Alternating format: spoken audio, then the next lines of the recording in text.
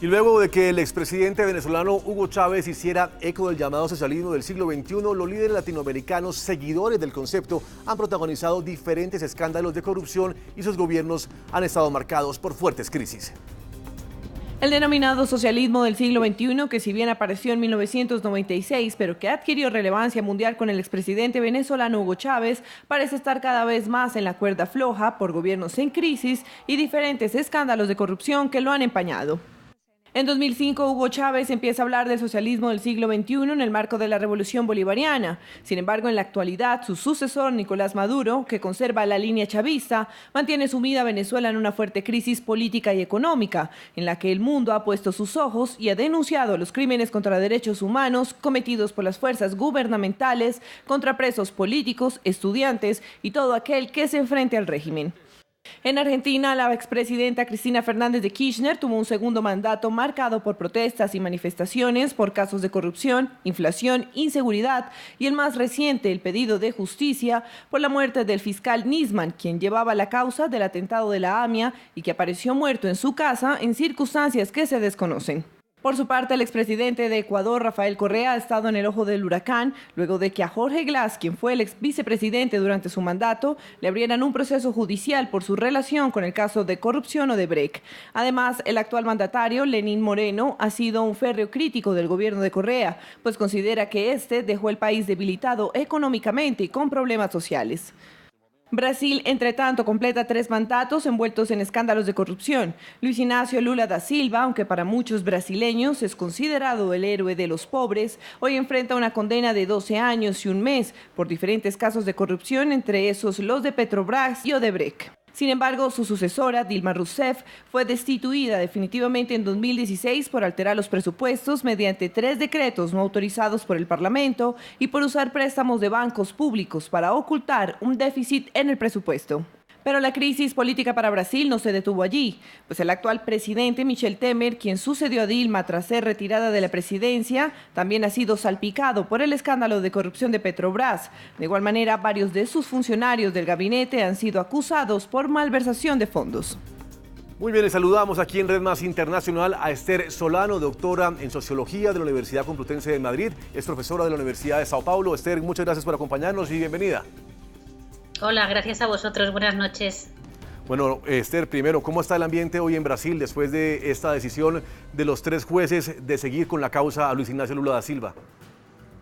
Pues mira, en principio pensábamos que estaría más tenso, que la gente saldría más a la calle porque ha sido realmente un juicio muy polémico, ¿no? Toda la operación Lavallato ha sido muy polémica, pero yo te diría que hoy después del juicio hemos ido a la manifestación, hemos visto un poco el ambiente y yo creo que la gente está tan cansada, tan saturada de tantos años de manifestaciones, tuvimos el impeachment, hace ya años que venimos arrastrando la operación Lavallato, entonces la gente está muy poco movilizada y te diría que, en fin, el ambiente está menos tenso de lo que se esperaba. Yo creo que la gente en general está muy cansada de todo y tiene muy poca capacidad de ir a la calle, tanto unos como otros, tanto los que apoyan a Lula como los más antipetistas, ¿no? Me parece que la población en general está ya muy harta de todo este proceso y muy agotada, te diría yo, y con un cierto sentimiento también antipolítico, ¿no? Que se acabe todo, que ya no lo soportan mucho más.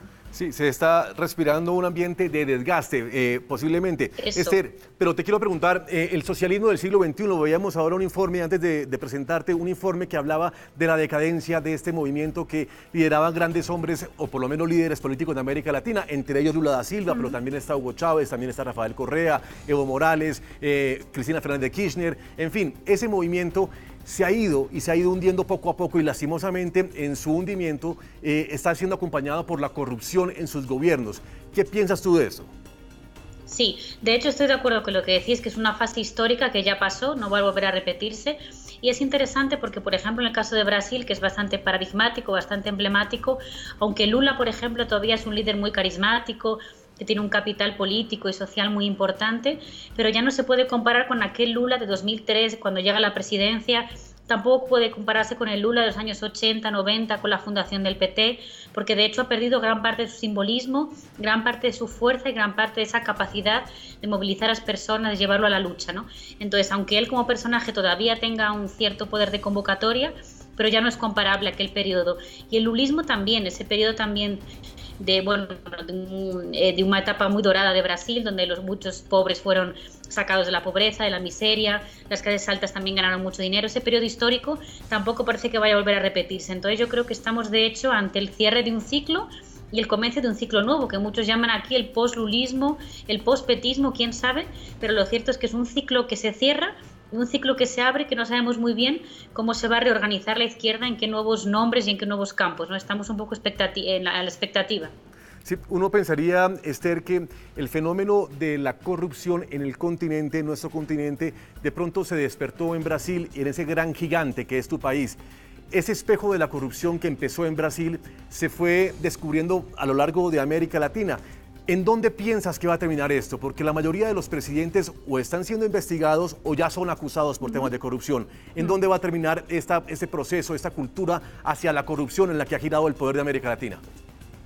Pues mira, a mí me parece un camino bastante peligroso, porque no estamos hablando simplemente de la lucha contra la corrupción, que en principio es algo positivo, ¿no? ¿Quién no quiere que su país sea gobernado por líderes honestos, limpios, transparentes, etcétera? El problema es que es un tipo de lucha contra la corrupción que está siendo muy manipulada por las élites, por la derecha, por grupos muy conservadores, muy punitivos, muy moralistas, yo te diría también. Entonces estamos viendo es un tipo de lucha contra la corrupción que está minando, que está acabando mucho con los grupos y los líderes de izquierda, y está siendo usada, la verdad, de una forma muy partidaria y muy politizada. Yo creo que ese es el gran problema del juicio que hemos visto hoy de Lula, que ha sido un juicio pues muy politizado desde el primer momento, ¿no? Entonces, ese es el grave problema. Y lo que vemos aquí en Brasil, muy nítido y de forma general en toda América Latina, y te diría más en otros países fuera del continente, es que esa lucha contra la corrupción lo que lleva es a un desgaste de la política, a un sentimiento antipolítico muy grande. Las personas comienzan a pensar que toda la política está sucia, que toda la política es corrupta. Entonces, el nivel de confianza en los partidos, en los líderes, decae mucho, se degrada mucho, y eso es muy peligroso porque puede haber líderes, los outsiders, líderes mesiánicos, salvacionistas, los grandes héroes, que se aprovechan de estos momentos, pero que son personas que pueden ser incluso antidemocráticas, ¿no? Personas de la extrema derecha que llegan en estos momentos de fragilidad institucional, que ocupan posiciones de vacíos de poder y que pueden llevar a situaciones muy problemáticas. Sí. Esther, antes de despedirnos, por último, te pregunto, ¿tú crees que Lula da Silva termina en la cárcel o termina salvándose de este proceso? Pues mira, en la cárcel yo creo que quizá no termine, pero bueno, ahora tenemos un proceso que va a ser muy largo porque tenemos recursos en el Tribunal Superior de Brasil, y luego tenemos otro tipo de recursos que va a ser a su candidatura, porque una cosa es el juicio de hoy y otra cosa es bueno, la candidatura que él va a presentar en los tribunales electorales, ¿no? Entonces es un periodo muy largo, pero de hecho lo que todo indica es que probablemente con mucha seguridad no se va a poder presentar como candidato. Entonces yo te diría que quizá en la cárcel no termina, porque bueno, es un reo de su primera condena, es una persona ya muy mayor, pero de hecho sus derechos políticos no, sí que los va a perder. Entonces su candidatura prácticamente ya está en la cuerda floja, y ahora yo creo que la gran duda, ¿no?, que todos estamos preguntándonos es quién va a ser su candidato, a quién va a indicar, y si ese candidato será capaz de heredar sus votos de una forma masiva o será más frágil. No lo sabemos todavía, no estamos aguardando la respuesta. Pronto nos daremos cuenta de eso. Esther, muchas gracias por acompañarnos aquí en Red Más Internacional. Gracias por tu compañía, por tus opiniones. Siempre bienvenida. Gracias a vosotros. Buenas noches.